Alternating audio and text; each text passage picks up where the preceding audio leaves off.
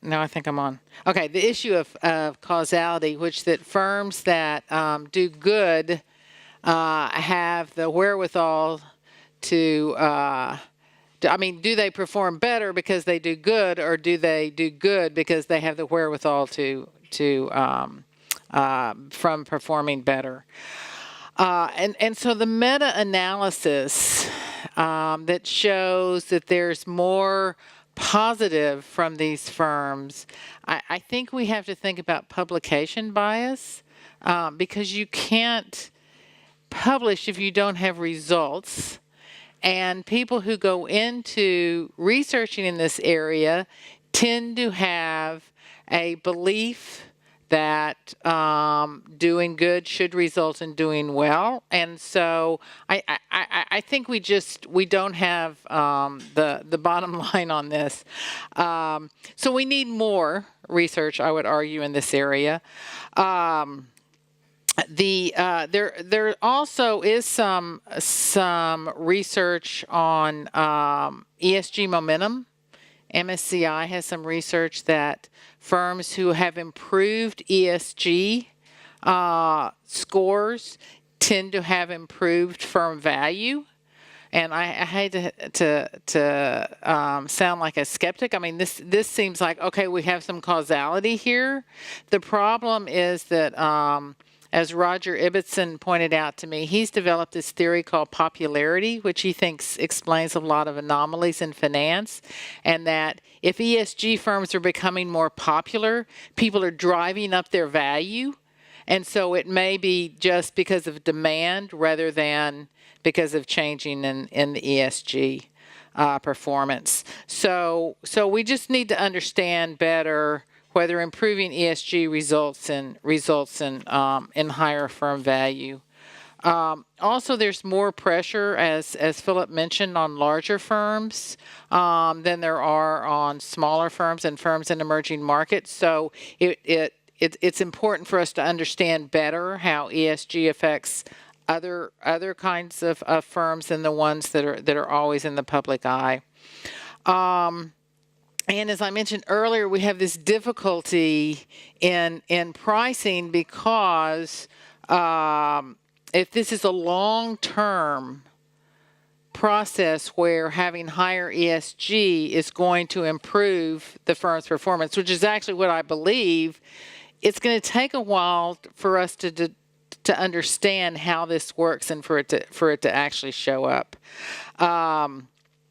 And so I would argue that what we need to understand more is, one, the taxonomy, as Magnus brought up, is do we have firms that have a better green profile? How many of these are greenwashing? We need a better understanding of what green means, and then we have very little research on ESG and infrastructure, as I was thinking about it, as Javier brought this up, and also on ESG and fixed income, as was brought up. So I think there's a lot more that we need to understand, but I think it's really exciting to look at whether sustainability causes outperformance. So. Thank you.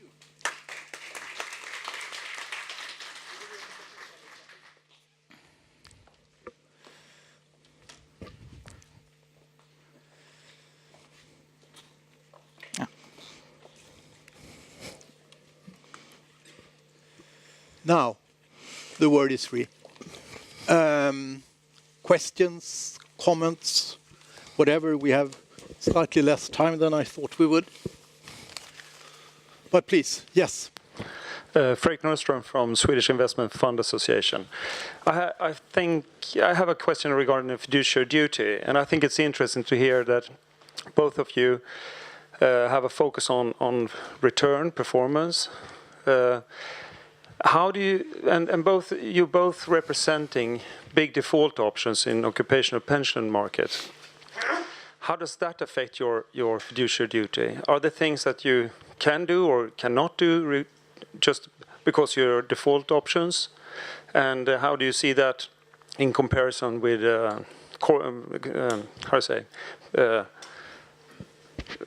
investment funds or other investment vehicles where you can have sort of a more narrow investment policy? Javier? Okay. I think the main difference between pension funds like us and mutual funds is that we could have a longer time horizons on our investment, and we often have more concentrated portfolios, and that gives us the opportunity to actually get to know each investment better than the opportunity that you have when you are managing a fund that is broader. I think that is one of the biggest differences. And I think, like anybody else, we have a list of exclusion. We have a filter of exclusion that is based on the UN conventions, and I think that's rather common at the moment. So that might be kind of similar. But I think it is important to remember and to always have in mind that you are there every day at work to create performance for your clients. And the way you want to create performance is through a sustainable way. And that's what we think of every time we do an investment. So we need to see that the performance part is really there. That's why I really love these infrastructure investments that are very rare and very difficult to do. But when you get an asset in your portfolio that you really want because it's really filling a function in the portfolio at the same time that is green and environmental friendly, that's perfect. Like wind power. Like wind power. Magnus? Well, yeah, I think it's a little bit different being a default provider. Obviously, I mean, our customer to a large extent do not choose us as provider. So from that point of view, what do they actually want? I mean, the basis of the fiduciary duty is to deliver something that your customer wants and to match that one-to-one. But we have a difficulty knowing what our customer wants. So that creates an issue. But that, I think, it doesn't take away the obligation to try to interpret that in the sensible way from the point of view that you're a default provider. Then obviously you have a challenge from a fiduciary duty point of view, being a pension fund, being an asset owner, given the time horizon. Obviously, there will be a big difference on ESG consideration if you're just starting to save for your pension, you're 25 years old, compared to being 60 and you have a few years going before you retire. I would assume that the latter is more focused on return, and the other one is more maybe focused on generalizing, obviously. But I wouldn't be surprised if a 25-year-old is more focused on doing good in the world. So it is a challenge to deliver on the fiduciary duty from this point of view as a provider. But what I think you could do is obviously to make an interpretation of your customer base. In our case, they are represented by the Confederation of Swedish Enterprises and Union, and obviously they are the one interpreting and telling us what the fiduciary duty should entail, and communicate what you stand for, and then execute on it. Thank you. Let me just tell you one more thing from the U.S. perspective. There are pension funds such as the largest public pension funds, CalPERS, that believes it's part of fiduciary duty to take ESG into account.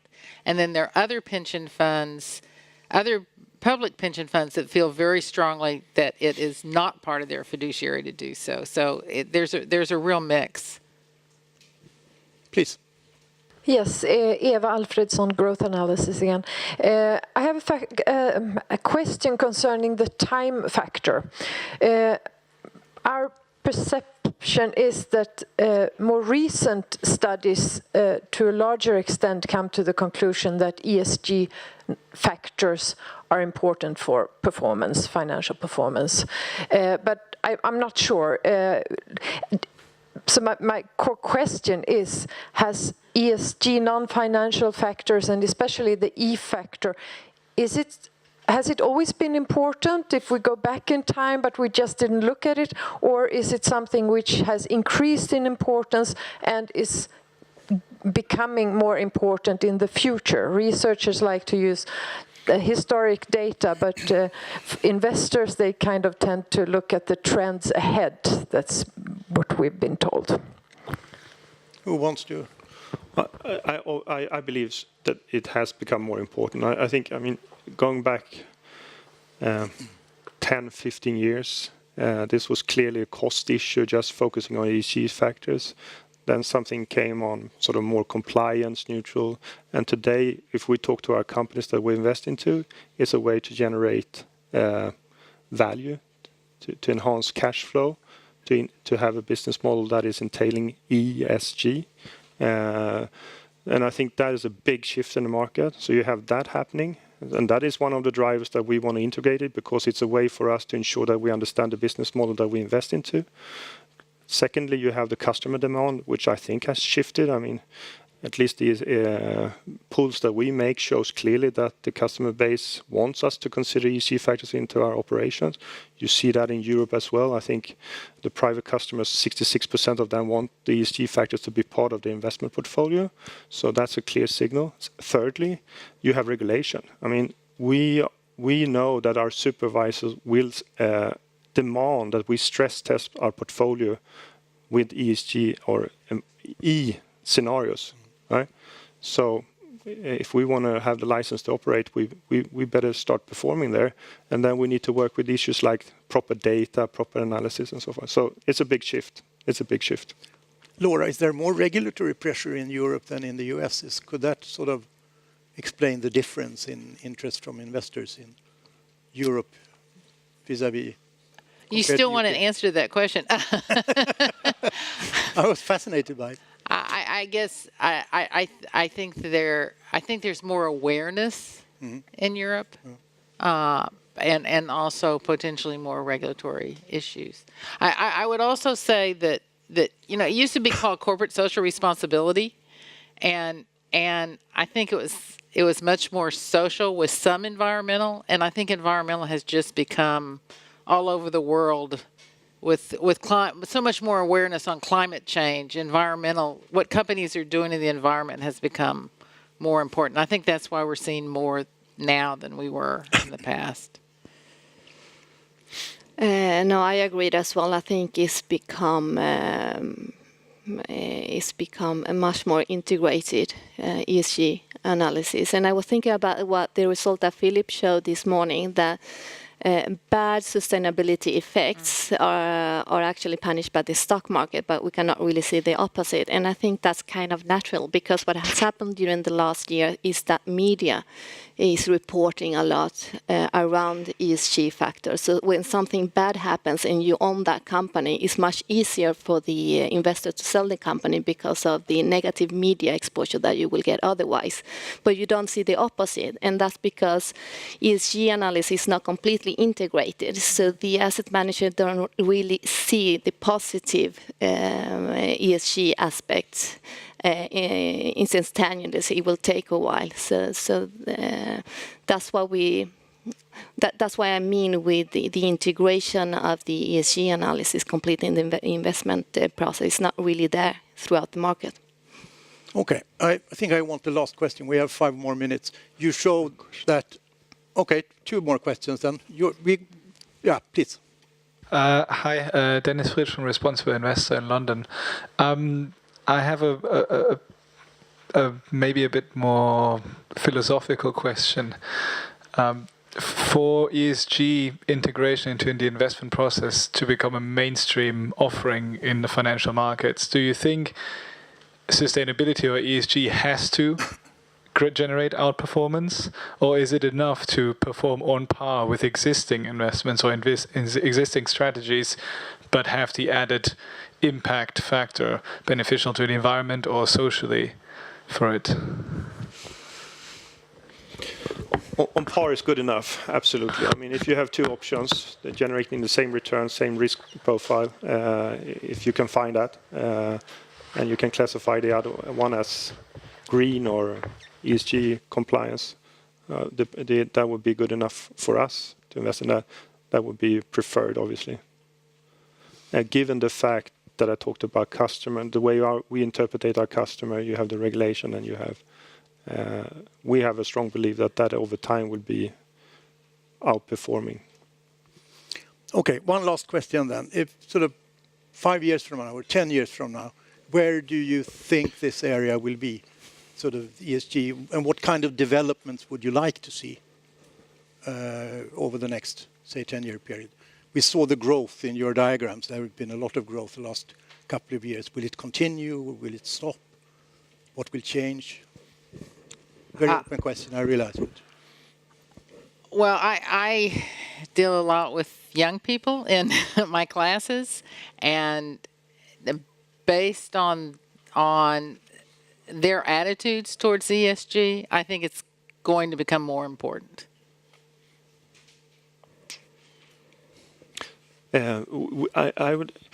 I think a lot is going to change. We would like to see, instead of talking about green assets and green activities, it would be great to say that we're a green institution from the point of view that we actually, as Jeffrey talked about, have integrated ESG into our operation, the investment process. I think we need some, there's some key features that needs to be in place, which we are not in control of from the investor point of view. We have a supply issue, which is very important. That comes back to the taxonomy. We need to solve that. We have a data issue, which is very complicated.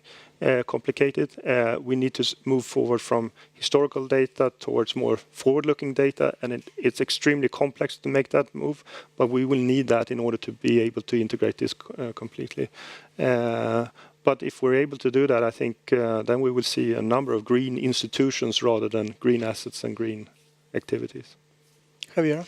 No, I agreed. I think clients will continue to demand sustainability in the products they buy, and I think we, among other asset managers, we want to improve in the way we work with sustainability issues and try to integrate those issues even more.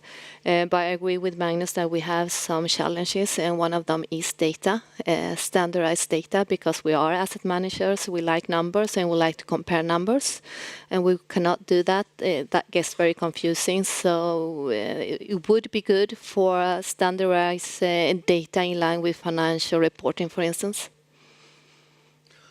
Okay, it's lunchtime. Thank you very much. Thank you. Thank you.